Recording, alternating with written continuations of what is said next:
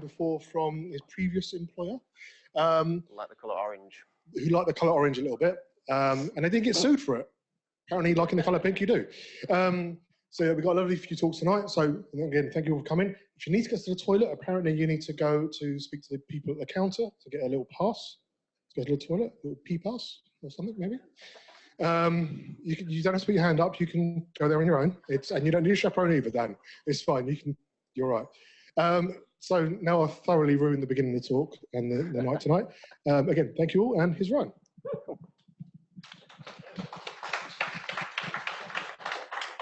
I've got this. So hopefully you can hear me, right? Awesome. Ross right at the front, I like that. On your own as well. Awesome. So before we actually get started, it's the first time I've ever hosted one of these kind of things. Been not really part of the Mac community for too long, probably 5 years or so. Always wanted to contribute, but it's the first chance I've actually had to actually give something back. So thanks for all for coming, and hopefully it'll be a decent night for you. So the thing that I want to talk about tonight is sort of personal experience at Cap 1. So we've noticed a few issues arising because we still use mobile accounts derived from Active Directory. Anything I talk about in this is purely personal experience. So if there's any apples in the room or anything like that, then it's what I've seen rather than the actual official words, right? So just a brief introduction to Capital One. So I've only been here for 4 months. Before that, we'll get onto that in a bit. But Capital One in the UK is split into 2 separate sections. We've got White Collar Factory, which is over 2 floors in this building, home to developers, cyber, and loads of different sort of technical areas, legal and departments essentially. But the HQ is in Nottingham, where the train station is, right across the road from the Nottingham train station, and it's home to the vast majority of the people in Cap 1 UK. And Paul will correct me, but I think, is it 1,000, something like that, roughly? Yeah, 1,500, there we go. So it's no small estate. Obviously, we're a UK branch of a big US organization, so globally, probably more 50,000, 55,000. Capital One itself is a really tech-focused company. So the idea is, it may be it's a bank, but it's very focused on delivering new solutions and trying to empower the customers via applications and things like that. Which is the way the world's going, which Capital One just try and front that. The global Mac estate is just short of about 14,000, so US, UK alike. The UK itself has grown to around 450 in the last 3 years. Again, a lot of that was driven by Paul Scott right at the back over there. But that's just in 3 years from 50. So it's one of those things that the next 3 years, who knows where it'll be. Our Mac engineering team and our Mac system architecture team is sporadic. So there's me and Paul in the UK. But then on the US side, we've got people all over the place, from the West Coast to the East Coast, slap bang in the middle of the US. So a lot of the work is done and designed by the US guys, and we try and follow suit and hopefully come up with some ideas to hand back. A lot of the US guys have actually spoken at things like JNUC and loads of different conferences as well. You might have heard of people like Jeffrey Compton, people like that. So my background, Ben just briefly mentioned it, but I was a professional services engineer at a Apple Enterprise authorized reseller in the UK. So I used to drive around the country, stay in hotels and deliver consultancy projects and engineering works for loads of different industry sectors. I then got the opportunity to join Capital One to focus in-house on our user estate here and try and come up with some nice user-centric experiences and make the Mac estate work really nicely. Not like it did before. Or not that it didn't before, should I say.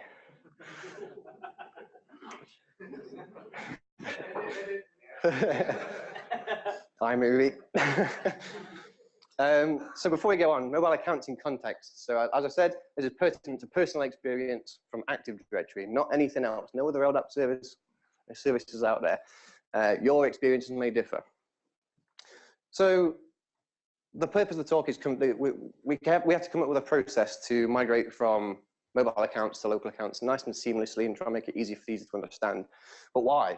So the first thing, like globally acknowledged now, is binding is kind of old news, at least in one-to-one environments, where we have anyone that has a Mac and they are the sole user of that Mac, The Apple experience is they have to be a local user, really. You can use AD accounts, but things are starting to break. Second point there is mobile accounts encounter unexpected results, and we'll go on to one of them shortly.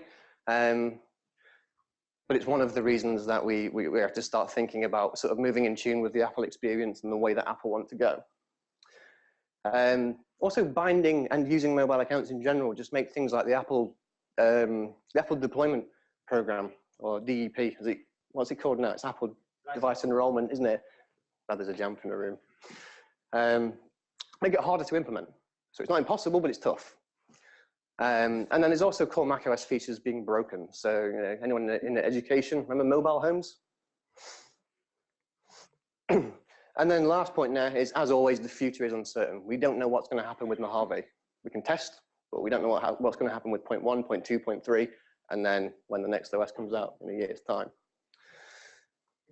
So our main issue, or the issue that we've seen here, is since the recent changes to File Vault 2 incorporating secure token, we found that a user updates the OS, it reboots, and then they're immediately locked out of their machine and they can't log on, which is a big problem. The next steps for that is obviously the user's then frustrated because they can't sign on, they can't actually do any work. So they have to go to the IT bar, who then have to go to Jamf, they have to get a File Vault recovery key or whatever it might be to get into the machine and then start remediation steps. So that's a real problem for people on site because it's time consuming. The next step with that would be, if you're off site, what do? It makes troubleshooting even harder over the phone, and it just adds a whole layer of complexity there that we just don't want. And it can be avoided. So the net result is unhappy users. So because they can't log on, they can't work, and that's a major problem. So what do? So we came up with the idea that we have to convert them to local accounts, fall in line with Apple. We also know that the service needs to be informative, so we need to tell the user what's happening in as much plain text English as we can, without being too technical, and so they actually understand what we're trying to do, so they know it's not going to destroy or break their workflow moving forward.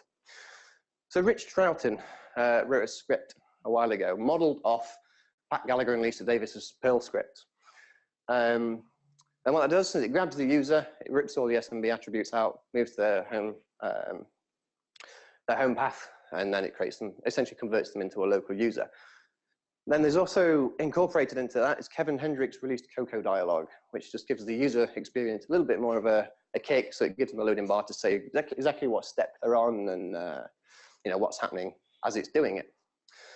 So we worked off the back of that, and over in the US, Jeffrey Compton came up with the main bulk of the script, and we've started testing it over in the UK now.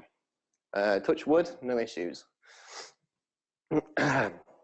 So there was so we got sort of the main bulk of the script. We've now got a button in self-service to our pilot users where they can click and then start the process off. And there's only a few little things to sort of finalize, but again, hopefully it's not actually breaking on his machine. I've not seen any issues with it just yet. But what about SSO?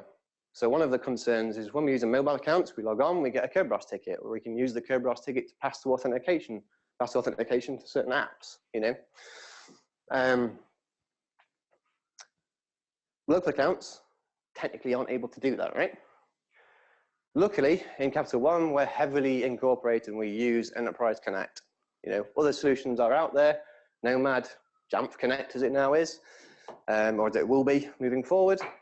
But the good thing about that is because we already use Enterprise Connect, the users already know what to do, they're already using it, they're logged on, they're getting Kerberos tickets from that, they know how to reset their passwords, so the user experience doesn't change. They don't even know what's really happening apart from they run a button, pops up some windows, it restarts, and they're back to work. So what does it look like? So the first step is we have to push out a configuration profile for Enterprise Connect. And the key thing for that is to set a key to make sure that AD passwords and local passwords sync. Just a tick box, single key. The user an open self-service and runs the policy. They have an initial screen pop up saying what's about to happen.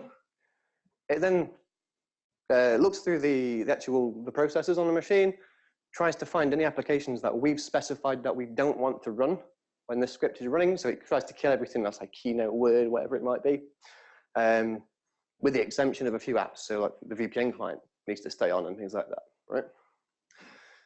Then the next step, once we're happy, where that all the processes that are going to get in the way are no longer there, the user gets the chance to customize their login name and their home, or their short name, essentially. So they don't have to be what we call enterprise IDs here. They can be the name, they can be the full name, so on. Another thing the script does with that is just to make sure that the user experience doesn't change, is it creates an alias to their old name so they can still log on just for that same user experience. And then there's one final check before it starts stripping assets, and it just prompts the user to say, are you absolutely sure you're ready? Please don't restart the machine until we've done it, kind of thing. And then it starts stripping everything off, rebooting it. But start to finish, it takes 30 seconds. So as far as the user's concerned, you know, it's a pretty quick process. It's not going to take over their entire day. So the actual sort of dialogues, just to go off the back of what we just said. First thing is that Enterprise Connect config profile. Just that single key, it's sync local password. I can't see it, my eyes are quite bad. Set to 1, very, very simple. And it actually doesn't damage the mobile accounts either. So you can push that out without adversely affecting the existing estate. So you can make it ready. The welcome screen is where it tells them, you know, what's about to happen. It then checks for the open applications, gives them the option to force quit them if you're feeling a little bit excitable. And then at the bottom right, we've got a check again button. So if they want to close their applications nicely, they can, and then rerun a check. It then passes them to a customization screen where they get the option to actually say, okay, yeah, we're happy with that. Or, no, I want my logon to be my full name. If they customize it, lets them put the full name in, and then it just drags the two names together as one word. And then there's that final confirmation part at the end there. So it actually says, this is the account we're about to move you to. Are you sure you're ready to go? It then calls the Cocoa dialog screens. So for each step or each section of the script it actually runs, tells the user a little bit of information as to what's going on. Quite a lot of our user base are technical, so I think this is quite useful because it gives them an understanding of what's going on. We're not just doing things and running a loading bar. But this doesn't really appear on the screen for very long either. So for those that aren't, hopefully it won't confuse them. And then once you reboot, you log on, File Vault works. You know, great win there. And if you look in system preferences, you can just see that you're no longer a managed account, you're no longer a mobile account. And now that Enterprise Connect config profile is in there, you know your passwords will be syncing every time you change to EC. So we're done, it works, we're happy with that. But then there's one more problem that we discovered, the hard way actually. So if the user has existed on the machine, so let's say you've handed a machine out and your AD password reset cycle is 90 days, like it is by default. If you run this process before the 90 days expires, it works fine, no problems. If it's over that 90 days, it might be a year, it might be 2 years, whatever it might be. When it reboots, it forces them to reset the password. So we also have a local password configuration profile, which then triggers it, which is really annoying because then your passwords immediately go out of sync. They have to change the password on the local machine. Then they have to go and reset it in Enterprise Connect again to make that work. So I did a little digging, and turns out 80 mobile accounts, and I didn't know this before, but in the user home level, so like tilde users or their home directory / users, your username, there's a hidden file called .account. And in that .account file, the first time you sign in, it literally does like a DSCL read, pulls all of the attributes for that user account, stores it locally, and that's how it caches it. So it means when you're off site, it just reads that .account file to get all of the preferences so the user experience is still the same. In there's an attribute. Should have put the attribute name in there, can't remember what it is. But inside the attribute, it's an XML list. And there's a key in there for password last set time, containing a Unix value. And a little fun fact is Unix time is second since the 1st of January 1970, so you're never going to remember that off the top of your head. But because it's an attribute storing XML and keys inside it, I had no way of gracefully sort of changing that. So getting the current time, maybe passing it into there before the script runs to prevent that from happening. So, you know, a little bit of head scratching, a little bit of head scratching later, I then realized, why do I actually need to keep that .account file there? I'm going to local accounts. I don't need anything derived from AD anyway. So at the bottom, you can see a very, very simple fix it with a hammer script. So get the current username and remove it before the script runs and reboots. Fixes it perfectly. And the user knows no different. So what do we gain? You know, it's a fairly simple, straightforward process, but it's just, you know, you get a lot from it. And the first thing is you give the user an Apple-centric experience. You know, Apple want local accounts. They want the user to be empowered on the Mac, on the machine. Likewise, if we get to local accounts, then when Mojave comes out, maybe the OS after Mojave, hopefully we'll find less issues.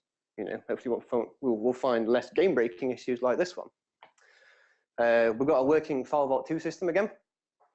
We're still, as far as our InfoSec and cyber teams are concerned, we're still enforcing password complexity and the change cycles, because we use Enterprise Connect and that local configuration profile to work hand in hand. And it's the first time that we've reasonably opened the ability to start using Apple Deployment Program as well, or Apple Device Enrollment. Because again, you know, that requirement for binding in mobile accounts makes it hard. So, you know, the idea is you can't just hand the device out there. You can't build them off-site until you start going local and using things like that. And the most important thing for me at the bottom was reaffirm knowledge that testing is critical. You can't properly test something that you've built and you've designed until you hand it to somebody else and they break it for you. That was my biggest takeaway, because it works every time when I do it.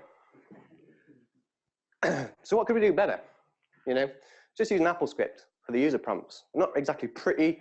There's no Capital One logo on there. So when the users run it, do they trust it? What's this popping up on my screen? Could build an app version. So it can still run the same script, but call it with a nice user interface. Maybe feed the information back to the user with a nice branded app. And then moving forward, when all of the conversion process is rolled out there, actually start using local accounts from day one. Don't convert them, just roll them out with local. Any questions? Yep. So your guys, do they get to actually create their user account? So you don't have a first or last or any username convention? How do you mean? So when if I get the machine from you, you're saying you get the machine to the user, I get okay. Yeah, so at the moment we pre-build them. We run through an out-of-the-box process. We run an initial workflow on them, bind them to AD, hand it to the user at the bar, and we go through a process together to say, this is what you can do and all that sort of thing. First time they log on, we give them an Active Directory account to log in, and then their first name, last name attributes are all set in AD, and they're pulled in from there. But then you remove AD. We're stripping all the SMB attributes out, converting to a local account, and then unbinding it. So all of the stuff that came from AD will still be there, like first name, your email address, and things like that. But we're just not reading from it anymore. That makes sense?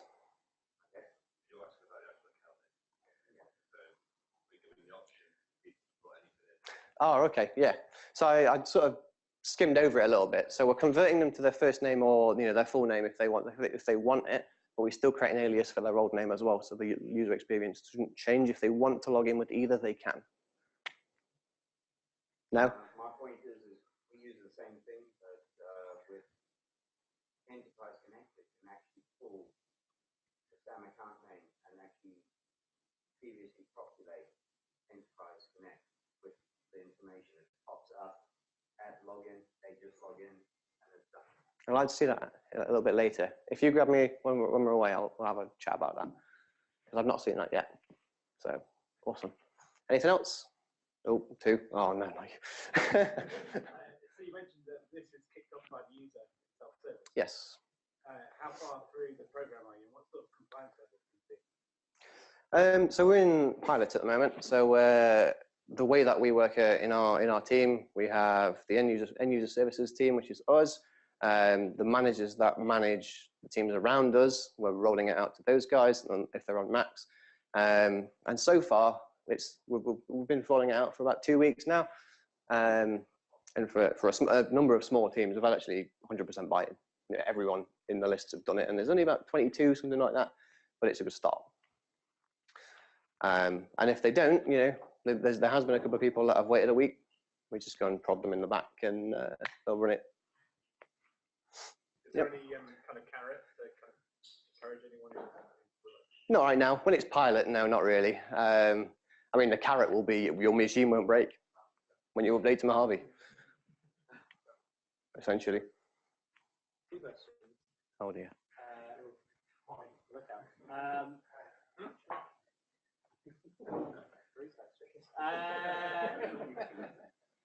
In terms of, you talk about compliance and password complexity, when aside this, sorry, how did you get around account lockouts?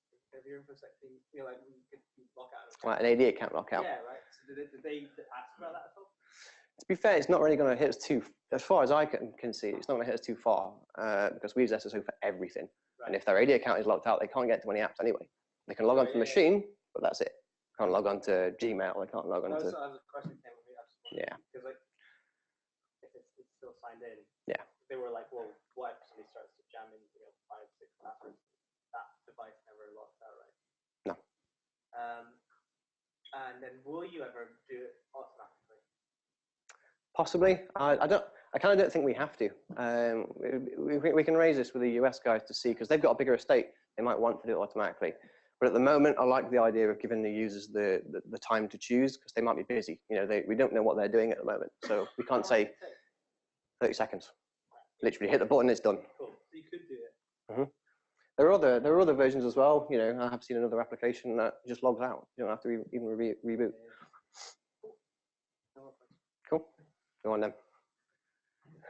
So, being a large financial organisation, the whole kind of evil thing that is APNS and the rest of it, how do you folks kind of overcome that? Because I've worked with a couple, I've worked with some folks, and some folks look at me right now. I've worked with financial organisations, but in order for you guys to fully involved in the deployment programs, you surely need to be kind of able to work with that method. So, is there? Yeah.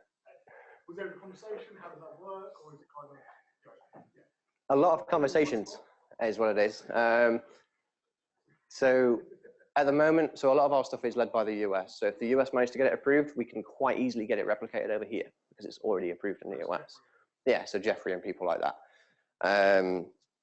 We are going through a process at the moment. So on our actual corporate network, we have APNS opened on 5223, you know, the safer version, because it's not, like, it's a non-standard port essentially, right? It's not web, which serves our APNS requirements quite well. But then when we start thinking about DEP, we're in the process of actually building a staging network and try and segregate that off from the main world. So then when the user gets it out of the box, the dream will be to hand it to the user. You know, something like Splash Buddy appears, configures the machine, and then right at the end, it automatically pushes out like an 802.1x profile to join into the actual corporate network and finish off. Oh, there's 2 questions now. Here we go. Go on then. So, implied you weren't creating local accounts from new users. You still able to bind them and then running the script after? Purely because we're still in pilot. We're testing that local accounts aren't going to cause any real conflicts. So, is there any special attributes that you need to copy over from the AD account to the local account version? Not that I've seen. Yeah, but that's not how finance works. We have to be sure. We have to really be sure. And especially, you know, if we're piloting this for the globe, hopefully, you know, the US have allowed us to do this. We're taking it and run with it. If they roll it out to 14,000 of the machines, that could cause big headaches if we aren't absolutely sure. Especially if it breaks Valvault on 14,000 machines, that's not ideal. It's a lot of bar trips. Okay, anyone else? Go on then, last one. Oh, there's 2. You mentioned earlier about kind of upgrading Macs and it was a file. Was that minor, like point releases, or was that kind of major OS? Was that a big jump? So I've not been here long enough to actually say the point it happened, but I imagine it was when Secure Token came in. So you upgraded from 11 to 12 to 13.6, and then suddenly. It would have been minor, because I think Paul might be able to help us out here, but the versions have been major and minor, and it's not been like major, if you know what I mean. Yeah, so it's, when was secure token released? Is it 10.4? Is it 2? It was one of them. Yeah. But it's, you know, it's one of those things that we've got to be mindful of, and we've got to try and think of a way around it before it becomes a global problem. Last ones, anyone? I don't want to overrun. Go on then. So you mentioned that brief look in the future. How do you envision leveraging DEP to create local users, or are you going to use Enterprise Connect? Have you given this a little bit of thought? Just standard old DEP builds. You know, 10 million people in the world have spoken about them. You know, like Splash Buddy deployment. Let them create their own local user accounts, and as long as they use Enterprise Connect, they can call their account whatever they want. Because then it's Enterprise Connect that does the really clever stuff for us. You know, the Cobra stuff and the SSO work. Hang on, what time is it? Isn't it Rich's turn?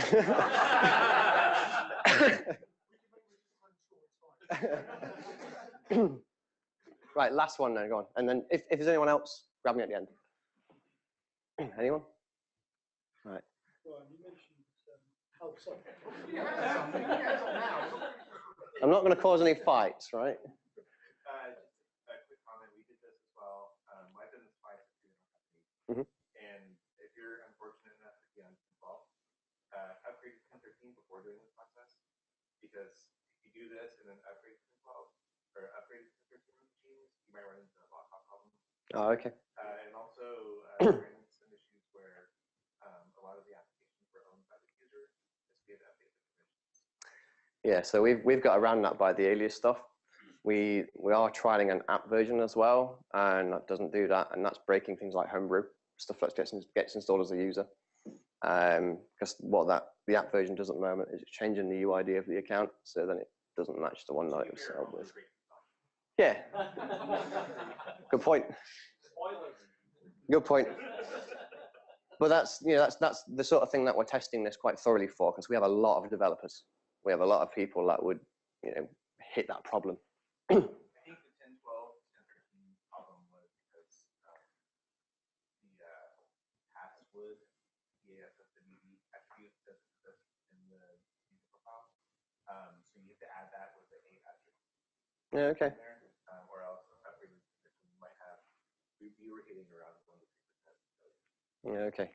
I think we're probably seeing about the same, because it's not every OS upgrade, it's just common. Yeah. Cool. Right, well, that's everything from me.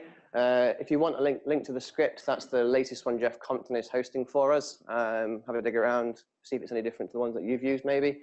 Maybe give us some ideas. Beyond that, you can get in touch with me on an email address on screen. Cool. Do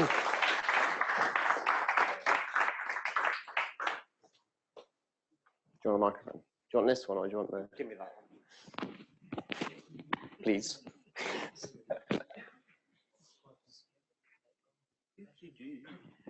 Right. Well, whose fault's that then, Ben? I didn't expect you to be quite as popular, to be honest. Didn't expect the kind of Spanish Inquisition. Yeah, it's either popularity or it's just all wrong. No, watch out. Well, first of all, Yeah, just double check that. yeah, well, the trick is to don't do mirror. Right, so that's the wrong way around.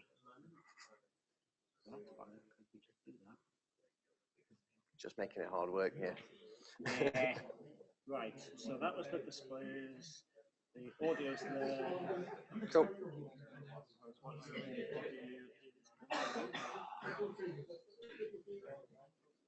And then I get my presenter screen. Yeah, I'm not bothered about that. Well, I can't do that anyway. Yeah, well, clicker shouldn't work. Well, I haven't got the Bluetooth on, so we'll have to... Oh, right, okay, no worries. No, I mean, we'll have to put it on.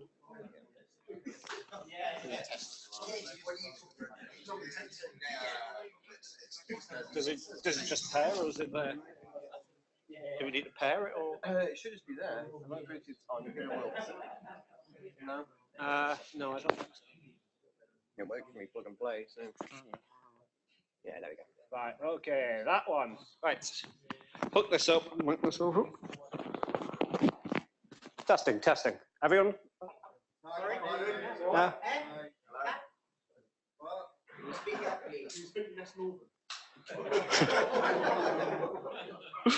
I'll get you later, you southern git.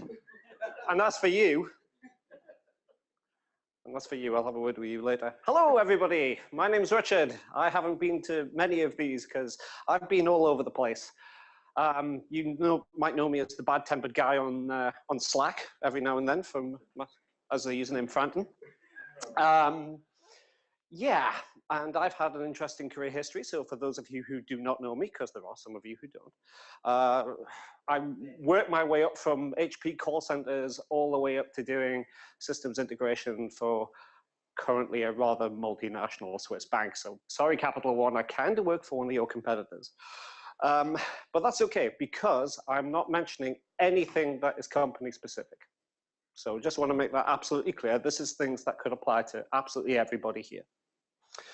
So I've had experience in the financial world, the publishing world, the education world, and occasionally I have to put up with Ben as well. So this is good PKG gone bad, with apologies to the estate of Michael Jackson, because if anyone recognizes where that graphic is from, well, now you know.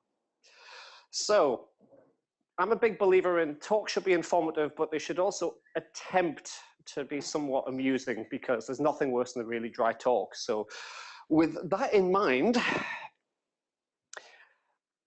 this talk was restricted. So I just want to say that it was rejected by PSU when I submitted it to them. It was banned from JNUC. And the Australians and Next World welcomed it. And they did tell me to cut down the fucking swearing. And just as a bit of background here, oh, Ben, you're gonna... I did ask if they wanted to see the slides before they went up, and Ben said, no, you're bringing your own rope. And all I can say is, well done, fella, yes, I am. Because I expect to be fully unemployable by the end of this, which is a real shame, because I think somebody might be watching online who might be potentially a next employer, so sorry. So, in my notes that I've got down here, I said to them this slide, well, that was stupid, wasn't it, Ben? It was like, challenge accepted. So, when it comes down to packages, this is the serious point. Who still goes to afp548.com? Who's even heard of afp548.com? All right, that's a lot of you. That's a good thing. Who's speaking? The South African is telling me to speak English. Okay, we'll get to you later, mate. Anyway, so on AFP548, there's quite an old article. It's written by someone who's quite respected in the community. It's about 10 years old, and it's called The Packaging Commandments. There's the link. Like I say, this thing is 8 years old. This thing is still relevant today. So the quick synopsis review is that package that you get should be able to be installed from anywhere to anywhere. And what I mean by this is most people will just copy it to the machine and just install it. And if you've ever done the terminal command installer, you always know that you've got to put -target/. But you can actually do across network installs with this if you've got a file share mounted, for example. So it would then be /volume, whatever. Or you could be installing from a network share. So it's kind of flexible. But there's been things in the past like Office 2011 where if it wasn't sitting on the drive, it really didn't like it, which if you ever dealt with Office 2011 and Deploy Studio, it broke. And your Deploy Studio process used to just gum up solid. So that's the old historical one that doesn't apply anymore, thankfully. Unnecessary actions are unnecessary. There's a lot of packages do weird and wonderful things.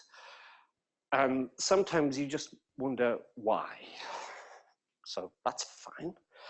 The other thing, and anyone who's ever dealt with music software is going to like this one. let the admin manage the licensing.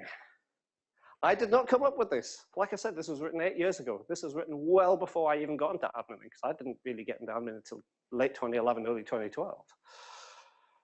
Anyway, in your package, you can have pre and post install scripts. Use them when they are necessary. Don't use them because you can. There's an element of doing elegant design, doing all the things that you really need to do. And the last one, actually, it's not the last one, I've got that wrong, but never mind. Be true to the operating system. Don't do things in an operating system approved manner. We all know this. We all do things in this way, using the proper scripts, proper API calls, the proper OS ways of dealing with preference files and things like that. And the other thing is, naming conventions, good. And what I mean by that is Microsoft-Office-2011 and then the version number is kind of useful. But basically, it's application name version number. And versioning numbers are a topic in of themselves. And if you haven't, Duncan McCracken has an excellent talk at Maxis Admin from a couple of years ago on versioning and all of the pain that he went to. So now we get to the fun bit. So what I have for you is 3 big examples, and then we have some distant runner-ups, and we also have a scoring system. So with that in mind, the first one's called Beastly Bash. You think that's air you're breathing now? And that's true, because when you deal with some of this stuff, you do wonder if you're actually breathing. So the first one is the SCR3500 smart card driver. Now, most people here are not going to be dealing with smart card drivers, which is a good thing, because when you get this thing, it's not signed. Right. So you start having an examination of this thing, and you start poking through, and it's a suspicious package is a wonderful tool. Some people like pacifist, but I like suspicious package. And you start going through, and you start going, what is this thing actually doing? And then you find that it's echoing out lines to a plist file, line by line, one by one. And this goes back to the whole, why are you doing it? There's a better way of doing it, sure. But it doesn't know what symlinks are. Have a look at the top 2 comments right at the top of that script. Post install and post upgrade script need to be identical. If you modify the script, please synchronize with the other one. Has anyone never heard of a symlink before? That quote is not mine. That one is Greg Nagel when I told him about this about a year and a half ago. Yeah. And the worst bit is, if you don't actually install the device driver and then plug it in this thing, it actually works anyway. Thanks, guys. So, what we are going to do now is we're now going to have what I call the fail score. And yes, fail is misspelled deliberately. So we're going to have some categories. We're going to have package idiocy level. We're going to have the amount of admin distress. We're going to have some bonus points. And of course, we're going to have a grand total. So what's our score on the idiocy level? Well, only 2. Because we'll get to you later. So that's only 2, because let's face it, in the grand scheme of package crimes, it's not so bad. I mean, it will deploy from a management system and install. It just doesn't do things in a particularly good method, particularly good way. We only get 1 for admin distress because you don't actually need it. So you spend a lot of time looking at this thing and then you throw it in the bin.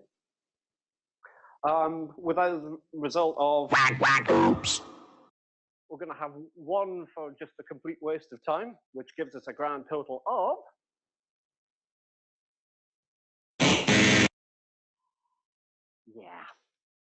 Oh, by the way, I did go through and find every single bad game show sound effect I could for this. So that was kind of a start off a 10. Let's go for the next one. I call this one irascible installation.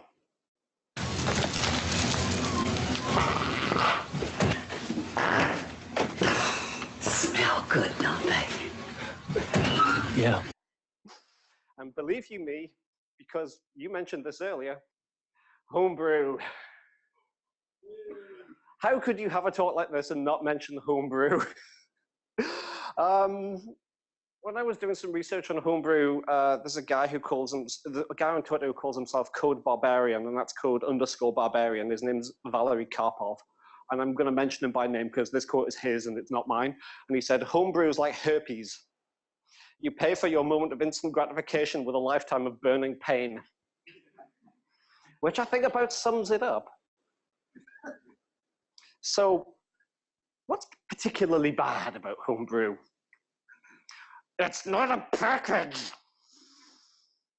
Look at that. You're calling Ruby to curl down a file off GitHub. You can't actually package this thing. Believe you me, I've tried. The only way you can install this is to drag directly online every time. And then, of course, what do most management tools out there do? They run everything in a privileged environment. They run them as root. So if you actually try this and you say you put it in Jamf as a run command, or if in this case you run it in terminal, it comes up with a message that says, don't run this as root. Thanks. Well, there's ways around that. That's, not a big deal so far, but then okay, so you go to a standard user and you try it, and the first thing it does is, after saying it's going to create a bunch of stuff, it's then going to say, oh, by the way, I require root. So you don't want me to run as root, but then you want root. And what that does is it drags down the Xcode command line tools. So there's supposed to be a check in there to see if the Xcode command line tools are already installed. But it's after the specific one. So if you've got Xcode on there, it's going to do this regardless. And then the thing that annoys most people when it comes to homebrew is have a look at the permissions and the ownership. It creates all of these folders in USR local. It assigns them to the user that installed it. And is that 777 I see? Fair enough. Do you want to borrow these? So 775, my apologies. That's still pretty open. There's still not an InfoSec team who works in Unix who, wouldn't kill someone who did this. So, yeah.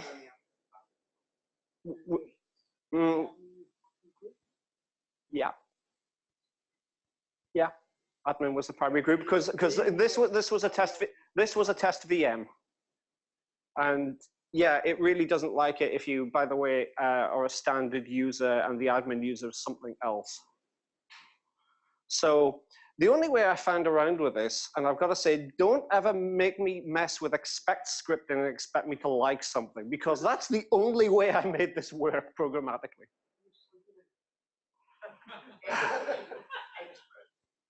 No.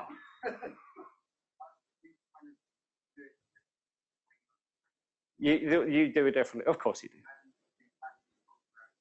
Yeah, you'll run into a problem with packaging it up, because I gave up. I did the one thing that most admins frown upon. I snapshot packaged the thing and had it deploy regularly on 10.13.4, no problem. Then people updated to 10.13.5 and it broke spectacularly.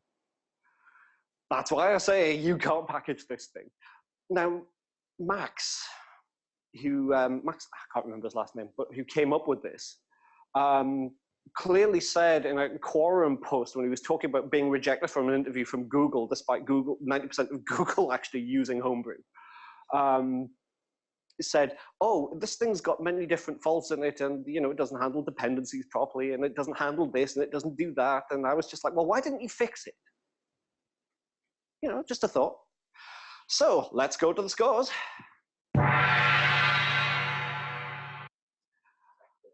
We're going to have 3 because it's not a package and it can't be made into a package. Believe you me, I've tried. You might get away with throwing it into a zero payload package and just having a script in there, but yeah. We're going to have an admin distress of 3 because it just doesn't coexist with the system nicely in any way. That makes sense. Whack, whack, oops.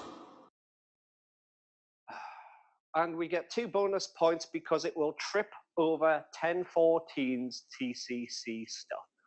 Because guess what you can do with Homebrew that will really mess up TCC, and that is it will install extra shells for you. That's the thing that you have to do in TCC to whitelist stuff. You have to whitelist the top level process, which is usually whatever shell it's going to get in. So if you've got a different version of Python in there, that means you're going to have to whitelist every single version of Python.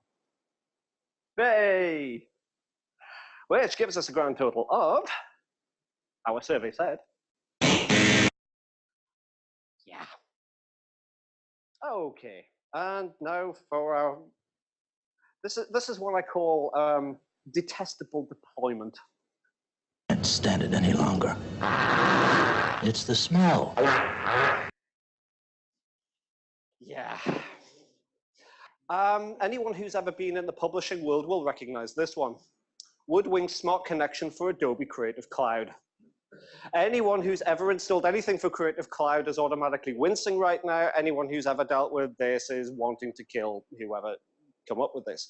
And I have to say that stop interrupting you. I have to say that I got a lot of this information from someone who requested to be nameless. So everything in that package dumps to a temp folder, and the shell script chooses what to install based on what text files are in that temp directory. And yeah, that's as nasty as it sounds. My recipe only does enough to make package install properly. I don't even try to address the monumental stupidity in their 900-line bash script. And I had a look, and believe you me, there's some special things in there. So many relative paths. Tries to install a ZXP compressed extension and fails sometimes. Only works when you run it from the directory where it's installed. Somewhere in the script there's an amazing call that references another script but doesn't run it, so you can get access to all the functions in it. I've seen that elsewhere, but in this case. Oh God, there's an OSHA script that calls do shell script that calls find in the installation script. And that's like zero consideration for everything else.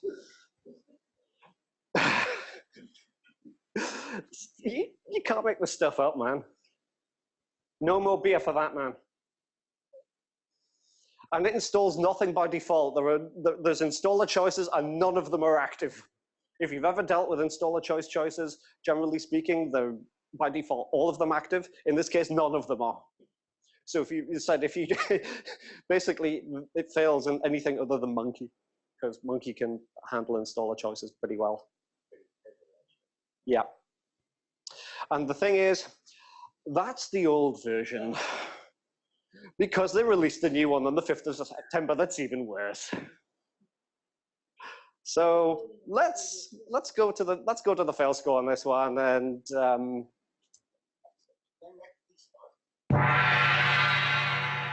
I think we broke the fail score. Yes, we broke the fail score because I don't have to click through all of it.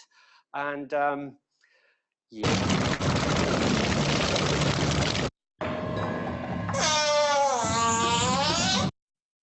So here's like our best of the worst, best of the rest. So Ben might remember this one. Ignite Desktop Sync, which did random deletion of folders inside the user home folder. This one came from a friend of mine, Lego Mindstorms NXT, managed to put an unsigned text into /system/extensions. The reason why this one's a dishonorable mention, Callum, is because they released a version that actually did things properly. So this was the original version that was out for about 3 years. And then it was like this year, they finally fixed it. So yeah. Well, that's why it's a dishonorable mention, Callum. Shea Craig. Shea Craig's a wonderful guy. He does some good stuff. But when you start using versioning like Prince's Hair and Purple Rain, I do have issues. Because how do you test for that? Seriously, you get an old version of that, and that was what was in the CF bundle identifier. In fact, the one time I ever played around with No, I remember recompiling it with a proper version number.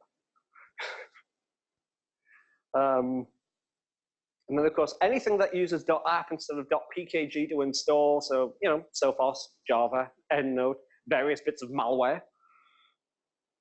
Autodesk, I haven't come across that one, but fair enough. And I'm sure you've got loads of them. And no, Semantic can make a PKG. It's a pain, but you can. Yeah. Yeah. I'm not saying they're not bad. I'm just saying there's worse out there. And Neil Martin over there can tell you a few of the music ones, which I didn't have time to put in.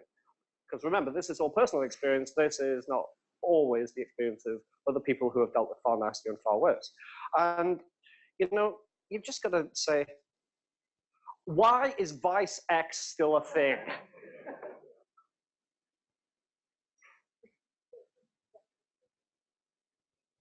It might have been the best software installer when PowerPC was a thing. So there is an announcement I have to make, and you lot are all hearing it here first, and whoever's online. And that is, I said I was working for, you know, a rival organization. As of the end of Wednesday next week, I will not be working for that organization anymore. So I'm going to be back on the job market, and who's going to hire me after this? Any questions? No, you've had too many. Go for it, James. You can find my CV on LinkedIn.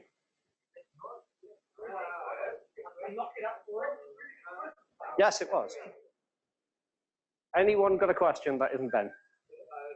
Anyone got a question that isn't Louis? No, you guys are just going to make Daz. Go for it. I'm sure he has, but that's not a question. Go on, Louis. Because I read your name badge earlier. See, I hate to break this to you, but these work. And you can borrow them if you want. Fieldman. Yes, Ben, what's the question? Come on. Yeah.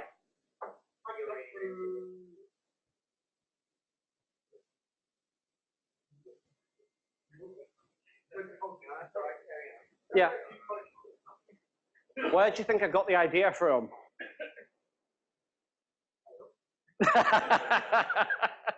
Yeah.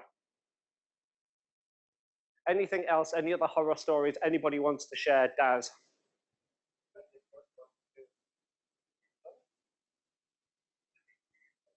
How's it?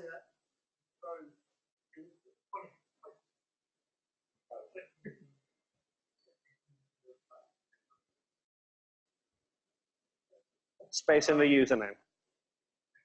And that's the short username, just to clarify. Yeah. Yeah. Yeah. So what it basically, yeah, so what you're basically saying is they didn't test that bash script with all of the cases that there could possibly be. They just went, oh, everybody's going to have the short name of this block of text. Yeah, it's just quotes. Yeah. Yeah. Anyone who's ever had a problem with any bit of software ever, have you ever, my question to you is, have you ever forwarded it back to the vendor? Yeah. And did you have any luck? No, the thumbs down says it all. No comment. Go.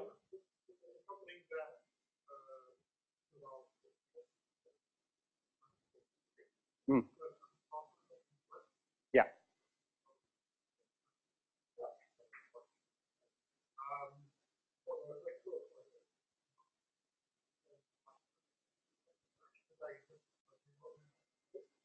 Oh, yeah.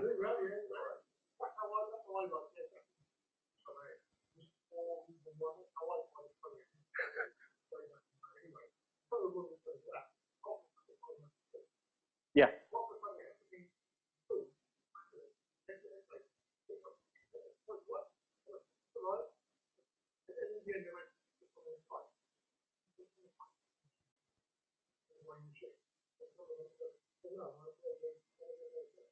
Mm-hmm.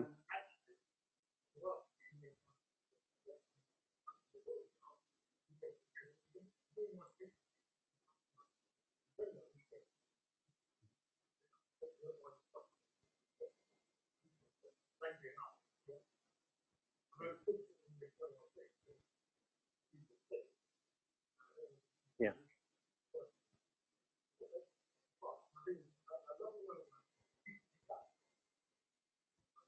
Yeah.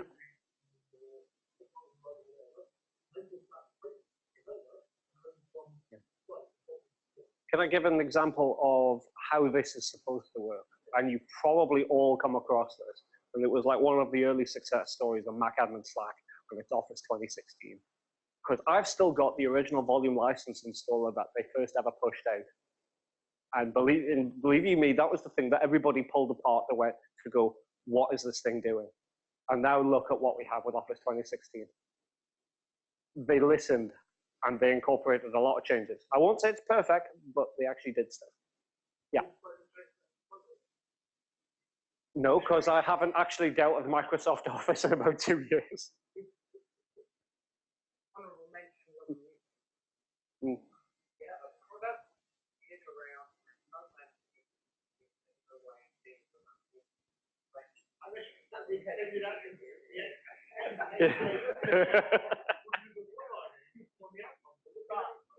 I think this has turned from any questions to just a rant. I do apologize.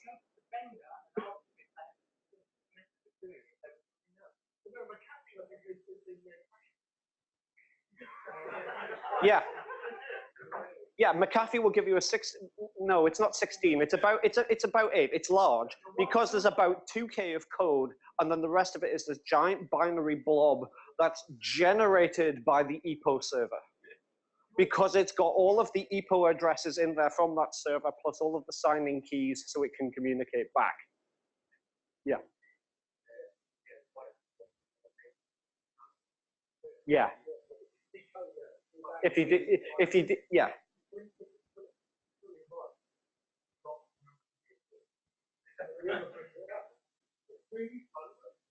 Mm-hmm. And having implemented a high security environment, you end up extracting out the install.sh and learning what the various parameters do, because otherwise it just failed.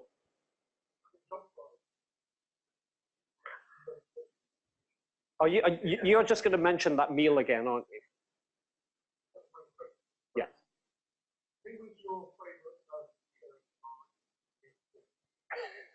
So the background to this, because this sounds really bad, is his birthday was coming up. He came out to Switzerland to do the jumpstart for the organization. I was there at the time. So I took him out for a meal. I took him to this traditional Swiss place, and it has this thing on the menu called Mayor's Sword.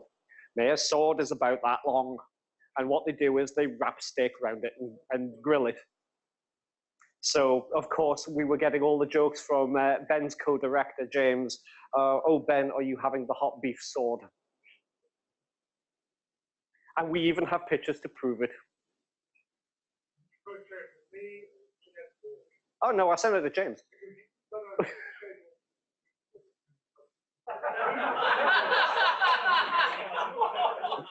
I'll have you know, I'll have you know at $80, no, I don't share that with many people. And I think it's time to do something else. He's calling time. We are done. Thank you very much. Good night.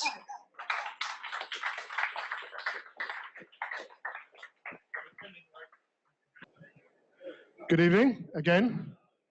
It's all very nice. We're all happy and chatting, but I suppose we should carry on with the second half of this. Yeah. So if you don't mind sitting down.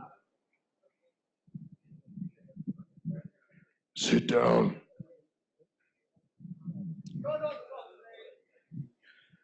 I like to see I've got the same level of authority here as I do at home with the kids. It's lovely. Apparently the next bit is being delivered by Darren, I've been told. Ryan, is that correct? Because there's nothing on the screen.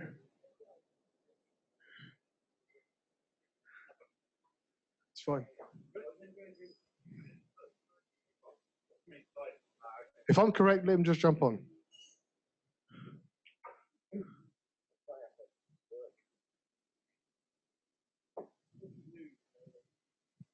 And here's Neil with the news. That's bouncy there. Hello. News. Yeah, there's a little bit of news this month. The fruit company may have been busy. So we've got some new iPhones. The XR, the XS, and the XS Max. Along with those, iOS 12. 10S. I'll just go now. That's all right. We've got the Watch Series 4. Ooh. With WatchOS 5 coming out Monday night.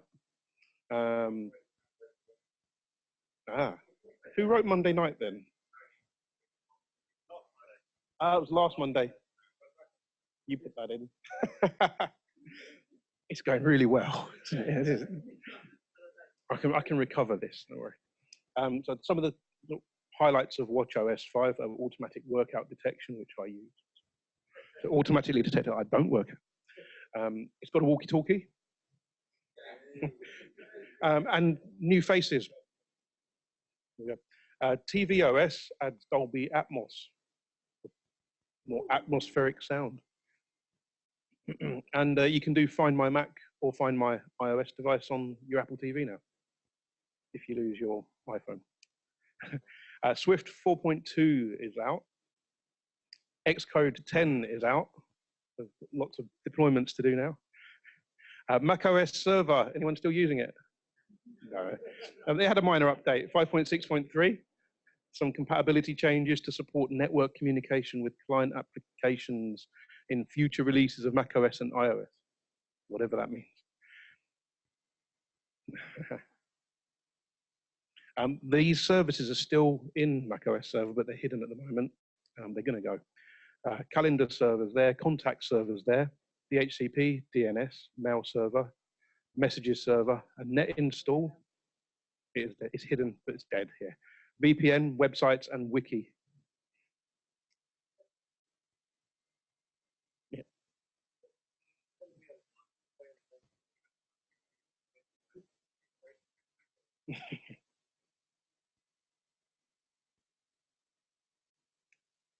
Mojave's out on Monday. Ooh.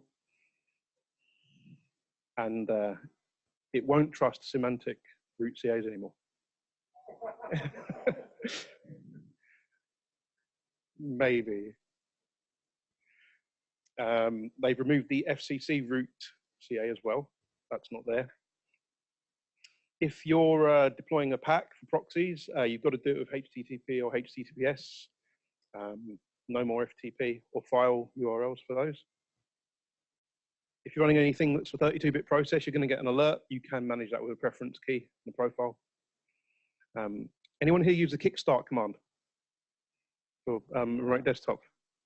That isn't going to work anymore for anything other than enabling the ability to observe. Yeah. Who likes single user mode? It's kind of easy. If you've got a T2 Mac and you've got secure boot enabled for high or medium level settings, then single user mode is gone. And the big one, this TCC business, I'm sure you've heard about, where you want to run apps and they ask if one app wants to talk to another app or one process wants to talk to another process or change something in the user space. You see lots of lovely prompts that ask the user to approve it. So the user can say no and actually stop your things from working. We can whitelist those processes and apps with a config profile if our Macs have user approved MDM accepted for their enrolled DEP. If you want to know more about that, sorry, yep. Yeah. Is it working? Excellent.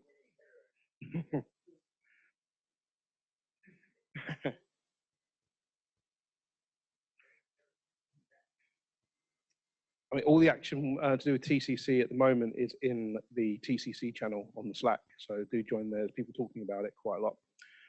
Listen to the latest Mac Admins podcast where they had Rich Troughton on there. He talks a lot about that. They go into a lot of detail about what TCC is and how we're going to get around it.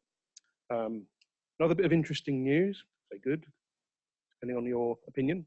Jamf has bought Nomad.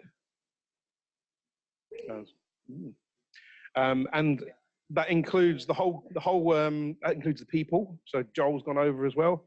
And that includes all their software. So we're talking Nomad, Nomad Plus, Nomad Login, Nomad Login Plus, Okta, PK Init. What else we got? DP Notify has gone too. Yep. Nomad will stay free for the open source version, and you get chat support. It's all in their press release. Yep, that's one of Joel's projects.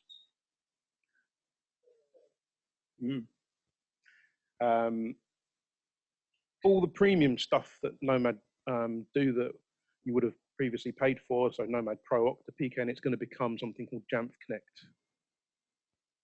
Sounds like Enterprise Connect. A few new Jamf releases as well. So we had 10.7 and 10.7.1, which you need for iOS 12 and macOS 10.14 compatibility. Jamf 10.7.1 actually deploys some TCC whitelist stuff to enable the Jamf binary to do all its naughty things without prompting users as soon as you're enrolled. So that's going to be an essential one if you're going to want to manage machines with Jamf and Mojave. Monkey 3.4 RC1 is out as well with some Mojave fixes and dark mode. And that's all I've got for the news. Thank you very much. And that's given Darren enough time to prepare for the panel. So can I please invite our panelists up? And I'll hand over to Daz. It's a bit like whose line is it anyway? Ryan, Richard, Dan, and Ross, please. Take a seat on Jeremy Kyle Slater Galloway. Oh. If this is a Jeremy Kyle thing, I can't be here. You can try harder. So, quick introduction, really. You guys want to introduce yourselves, or should I do it for you? Damn it. Tried to bail on it. So we have Ross, system engineer at Jamf, has a passion for zero-touch deployments. We have Ryan, who works with Capital One, which is quite lucky because that's where we are. Otherwise, we wouldn't get in here. He's delivered many consultancy projects to lots of different industry sectors. Always enjoys trying to get InfoSec teams to open up that good old 17/8. Who enjoys that? The man to your left. Richard. You know Richard. Works for a Swiss financial firm currently, sort of, depending on today's news. Specializes in integrating with existing environments. Cryptic. Last one's Dan at the end. Works for Barclays. Do you want to make sure? Bit of a finance theme today, this evening, I think. Building workflows with fewer opportunities for people to cock them up. Quote. So.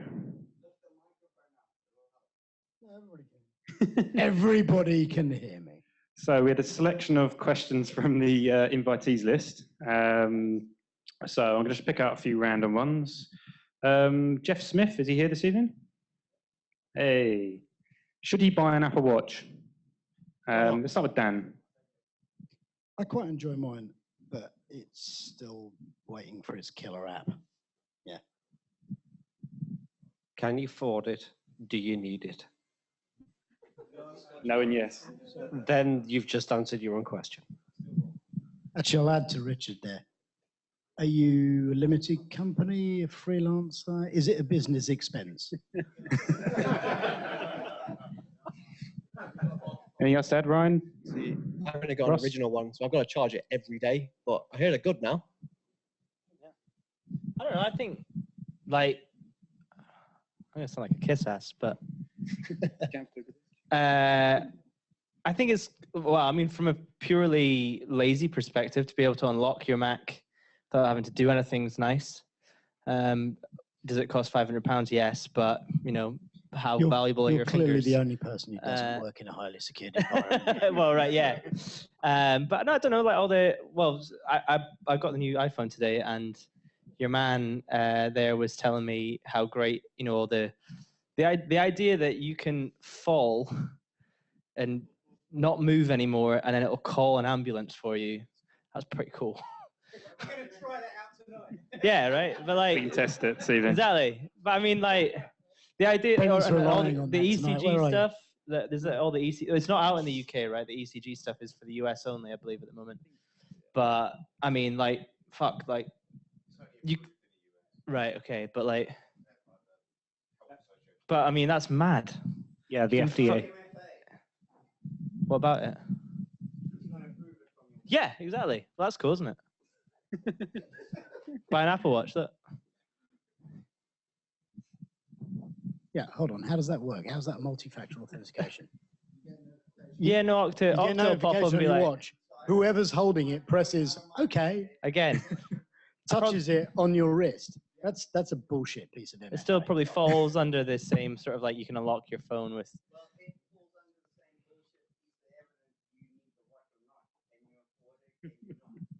That's what I said. Is it a business expense? I just like to be told I'm having a stroke before I know I'm having a stroke. I think that's quite nice. Always helpful. Doesn't do that yet. Well, no, because I wouldn't be able to feel my left wrist, so it'll tell me. So I'd see, oh, I'm having a stroke, but I can't feel it. There we go. You might be having Yeah. a stroke on the other side. It's like, oh, I'm all right on this Oh, side. sorry, I'm it's a all right. heart Actually, attack. let me I just- apologise. let me It's a heart just turn my attack. watch upside down and put it on my other wrist. Anyway, we're getting in the weeds. We'll move on from that one. I There we think go. it was more controversial than I was really I expecting. think we've just lost all our online viewers. Ben Shannon, in the audience this evening. Don't know if I should read your question out now, really, if you're not here. He hasn't bothered telling me. Oh, what the hell? My users keep demanding admin access without reason, just because they want it. How do I explain to them from a security standpoint that unless it's needed, they do require it? They don't require it, I think it should be. Don't treat it as an admin problem. Don't treat it as an IT problem. Treat it as a management problem. Hand it to the people above you. Hand it off to someone else, just someone else's problem. Oh, okay. As someone who has actually been through the ringer on this one a couple of times, there's two ways you can do this. First of all, you can demonstrate to them that actually you don't really need admin for a lot of different things. And some of the things that you do need admin for, it's possible to configure the OS through things like the authorization database in a way that removes the need for admin rights, Xcode in particular. Failing that, I always find that high voltage applied judiciously to them also seems to work. Yeah, I guess it's a question. Like, well, I think this is so quick. Like, people think if they don't have admin rights, they're missing out on something, right? Everyone wants to be part of the gang. But like, well, what are you missing out on? What do you need? Is there something in your job? Right. Admin. Well, cool. I'll write the word admin on your computer. Are you happy now? Like, I mean, I think that's the question you need to have. It's like, well, what do you need to do your job? Are you missing out on that? And if that's the case, then let's have that conversation. Well, not just that, the potential for misuse is quite high. So true story, from a good few years ago, I was working for a large mobile phone company and they were dishing out new laptops. Most people did not have admin rights. One or two users did. And all I was doing was rolling out laptops, nothing terribly technical.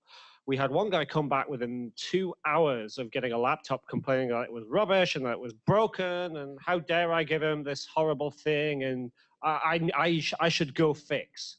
And sure enough, the thing was slow as molasses and trying to work out what was going on was like pulling teeth. You'd click, wait 3 minutes for it to do something. And it turned out that the disk was absolutely full, 0 bytes free. And that's because he'd installed Championship Manager on it.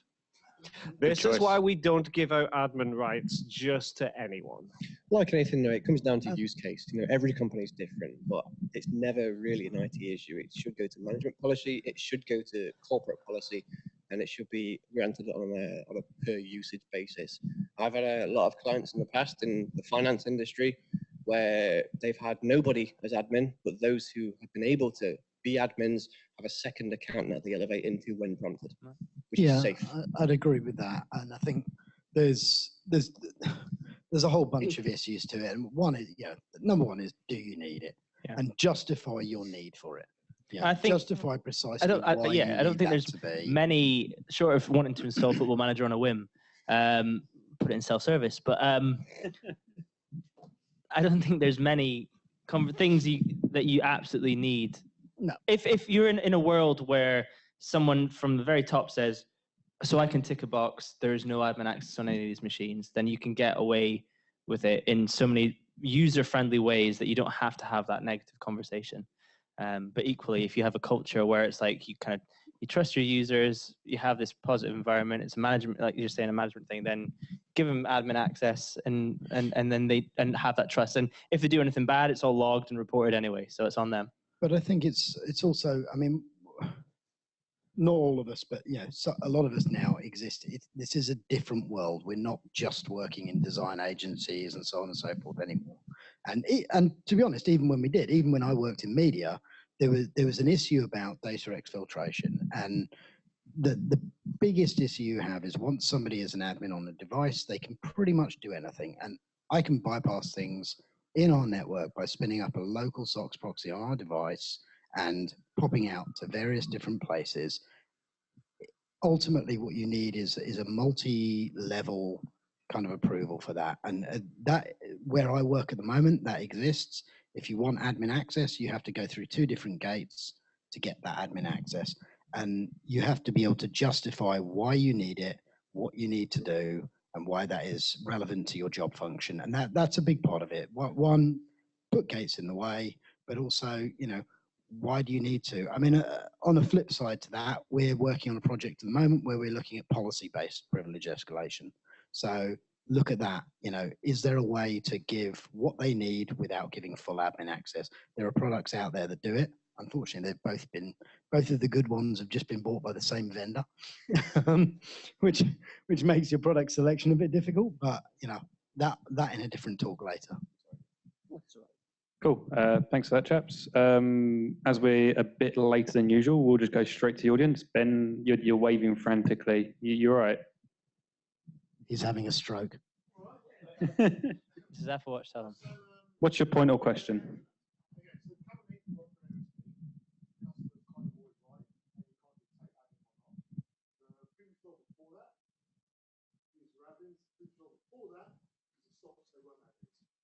I actually had more of an administrative headache dealing with the organisation that were not admins because there's so much stuff going on. Now, personally, what I find is that all the admins, but you want to make sure there's a base level. Just get personally, and I think it's very hard to put together this in kind of a business sense, but if there's a vulnerability in application, right, and then update it. The rest of the company, if you folks are giving someone part-time admin access because you're policy, how do you then log those activities that are doing that? Because there's either kind of graphic or you're not, or you're having that. That's very good. How do you know that they haven't done stuff that's going to make it horrible and rather than maybe applicable policy? Well, the thing is, Ben, it really does depend on the type of organization and the type of environment you're in. Yeah, if you're a graphic design lot, then yeah, you probably aren't going to really care too much about admin as long as you can make sure that they don't install anything that they shouldn't. Illegal fonts, pirate software, that kind of stuff. When you're in high security environment, like, 3 of us here are, you have to go through things like pen testing of the OS before it can be officially released. And believe you me, you remove 2/3 of the vulnerabilities by simply removing admin and providing alternative ways to do things. Sometimes that's as simple as just having an icon in self-service. Sometimes it's more fiddly with twiddling things in the authorization database. It really does depend on the environment. Yeah, you can get away without admin for an awful lot, as it turns out. See, I think that, so local admin access or not is a massive question, right? You hear it quite a lot, but it's not the be-all end-all. There are a lot of control measures you can put around computing and Macs in general, beyond whether or not they can control the local machine. There's applications you can install that do process scanning. You can tell what people are doing just by hiding things in the background that collect logs and report them somewhere. On your network, you've got firewalls blocking certain traffic to certain sources and destinations. You've got proxies blocking certain websites like iCloud.com and doing box suppression. You know, providing a level of sort of control over the local machine isn't everything. So I think some sort of consideration towards what else is out there beyond just tarnishing it with one brush you should spend some time on it. It is a lateral movement problem, though. One if thing somebody has admin I always access on the think device, they have lateral movement on the network as well. is like from an infosec perspective. So like Mac in a big company is still a relatively new thing, right? So the idea of giving admin access if you're a Windows house, that's very, very different from a security perspective. So the word administrator sounds way more toxic in that world, and I used to work for Sony, so I know what happens when everyone's an administrator. So there's there early we go. film releases, right? So but that's why that happened. So if you're dealing with an infosec company that have come, a department that have come from that world, was like, well, admin is a dirty word, and that the consequences of that are all these things. Where in Mac OS, Linux environment, that's a very different type of framework, right? I think that's an important conversation to have as well.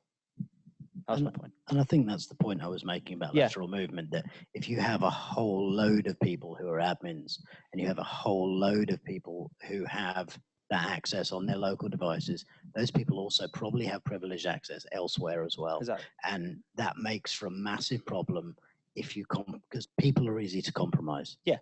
And once you have those people's credentials, you can move quite easily within a network. Yeah. Cool. Looks like I've gone 2 for 2 on long discussions. Cheers, folks. Show of hands. Any questions for the panel of anything you like? Try and make them slightly Mac related so it's a bit more topical. And we don't know where babies come from. I mean, some of the people up here have kids. I'm not one of them yet, but you're sitting right. That's more information than we needed. There's a guy to your right who could probably educate you. Oh, God. Anyway, no. Please, some other questions. All right, I'm going to go back to the quick list. We'll do a bonus question, I guess. Uh-oh. If you could switch 2 movie characters, what had to be done? What switch would lead to the most inappropriate movies? We'll start the other end again, Dan. Or do you want time to think about this, to contemplate your answer? I'm heading towards Eyes Wide Shut. And if you take Nicole Kidman out and put in, I don't know, maybe I'll just leave that to you guys to think about who you would put there with Tom Cruise. Okay. I had a sneak preview of the question, so I've actually had the chance to think about this one. Oh, no, that's So, Sorry, it's the film Trainspotting. You take out Francis Begbie, and you replace him with. There's a film called Jeffrey. One of the characters in it is called Sterling, played by Patrick Stewart. This character is Patrick Stewart being a very, very effeminate gay man. And the reason that you would swap these two is because Irvin Welsh wrote the character of Begbie in Trainspotting as a closeted gay man who was very, very angry with the world. And I can't think of anything more inappropriate than that. Fair enough. We'll come back to you, Dan. We'll come back to you. We'll give everyone a run through. And then we'll have to call it a night after that. I'm no good at thinking on the spot for these sort of things because my other half is the movie buff, not me. But I think Home Alone would be a completely different film if it was replaced, if the Macaulay Culkin, that's the one, was replaced by one of the raptors from Jurassic Park. On a note, do you know that those velociraptors are only like this high? In reality. Not blue, blue's... No, they're only like this high. So if you could take... No, that's not relative. That's a fucking absolute. Jesus Christ, man. Pull yourself together. Imagine that movie. How scary would it have been, or not, with the... I don't know, dogs could be that high. They couldn't even have reached you. Before we lose complete control, Ross, what's your answer? I think I'd probably just replace Baby from... no, the other one. Who puts baby in the corner? Dirty Dancing. Okay. I'd replace Dirty Dancing with the babe from Look Who's Talking. I guess some of the dance moves might be easier. Just because then he would literally put a baby in the corner and then. It's poetic. That's made me think. That's made me think of something a bit scary. That's it, really. Then, Thomas, you have a lot you get to a answer ridiculous for. answer. What about if you replace the baby on the ceiling in Transporting with Sadako from Ring? Now that's scary. I don't know. I know it's 9 o'clock on a Friday night, and I'm good. Yeah, on that note, I think we'll probably call it there. My extreme wrongness was. How about that? Maybe it's a good idea we ran out of time on this one. Last Tango in Paris. You replace the female actress with Tom Cruise. So you've got Marlon Brando and the Butter and Tom Cruise. And so, thanks everyone for coming this evening. Thanks to Ryan and Capital One for hosting us. Cheers. Yeah, sorry, run a bit late on this one. We'll probably do another panel at some point, I imagine. Maybe bookmark an entire evening for it, so we can go through more films, I guess. Oh, by the way, replace anyone in a rom-com with Arnold Schwarzenegger.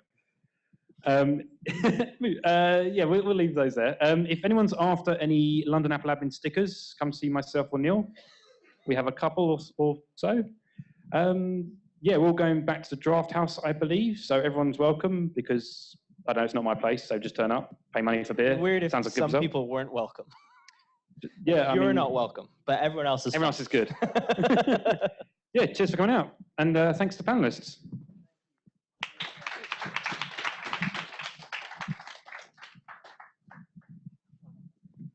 Run while you still can.